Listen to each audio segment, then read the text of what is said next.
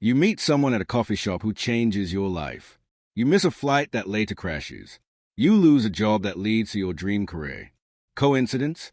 Most people think so. But what if I told you there's no such thing as coincidence, and I can prove it? Keep watching, because by the end of this story, you'll never look at life's random events the same way again. Before we dive in, answer this honestly. Have you ever had something happen that seemed random at the time, but looking back, it was exactly what you needed? Drop a comment, because what I'm about to share will blow your mind.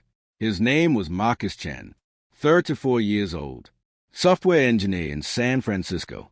Logical, analytical, the kind of guy who believed in data, not destiny. Marcus didn't believe in signs. He didn't believe in fate. And he definitely didn't believe that the universe was trying to tell him something. Until Tuesday, March 15th. That morning, Marcus woke up late. His alarm didn't go off. First time in 3 years. Great, he muttered, rushing through his apartment. He had a crucial investor meeting at 9 a.m., the meeting that could make or break his startup. He couldn't be late. He ran to catch his usual train. The 7:42.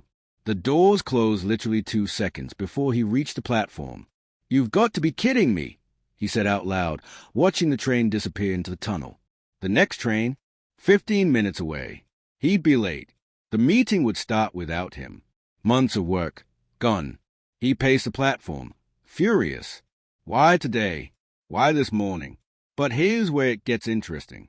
While Marcus waited, angry and stressed, a woman collapsed on the platform. Right there, 10 feet from him. Everyone froze. You know how people do. They stare, they pull out phones, but nobody moves. Except Marcus. His sister had epilepsy. He knew what a seizure looked like. He dropped his bag, ran to the woman, turned her on her side, protected her head, timed the episode. By the time paramedics arrived, she was stable, conscious, terrified, but alive. "You saved my life," she whispered. Marcus just nodded, still thinking about his missed train, his ruined meeting. The paramedic pulled him aside. If she'd been alone, if nobody had known what to do, she could have died. You being here, that wasn't luck. That was meant to be. Marcus didn't believe him. It was just coincidence, he thought, but then his phone rang. Here's where everything changes. If you think this is just a feel-good story, keep watching, because what happens next proves something most people refuse to believe. The call was from his business partner, David. "Marcus, where are you?" "The meeting." I know. I missed my train. I'm so sorry." "Marcus, listen to me." David's voice was shaking. "That train you were supposed to catch? The 7:42. Yeah. It derailed. Mechanical failure in the tunnel. 20 people injured. 3 critical." Marcus's world stopped. The train. His train. The one he caught every single day for 3 years. The one he missed because his alarm, for no reason, didn't go off. "Marcus, you there?" He couldn't speak. He looked at the woman being loaded into the ambulance. The woman whose life he'd just saved. Because he missed that train. "If I caught that train," he whispered, "you'd be in the hospital right now. Or worse." David paused. "Marcus, I don't know what you believe, but this wasn't coincidence. This was protection." But the story doesn't end there. The woman Marcus saved, her name was Dr. Jennifer Walsh, chief of neurology at UCSF Medical Center. 2 weeks later, she called him. "I want to thank you properly," she said, "and I want to introduce you to someone." That someone was her brother, a venture capitalist, who, after hearing what Marcus had done and learning about his startup, decided to invest, double what Marcus had been asking for in that meeting he never made it to, the meeting that would have put him on that train. So let me ask you something. Was it coincidence that Marcus's alarm didn't go off that one morning after 3 years? Was it coincidence that he missed his train by exactly 2 seconds? Was it coincidence that a woman collapsed on the platform at that exact moment, a woman whose life he was uniquely qualified to save? Was it coincidence that she turned out to be connected to the exact person who could fund his dream?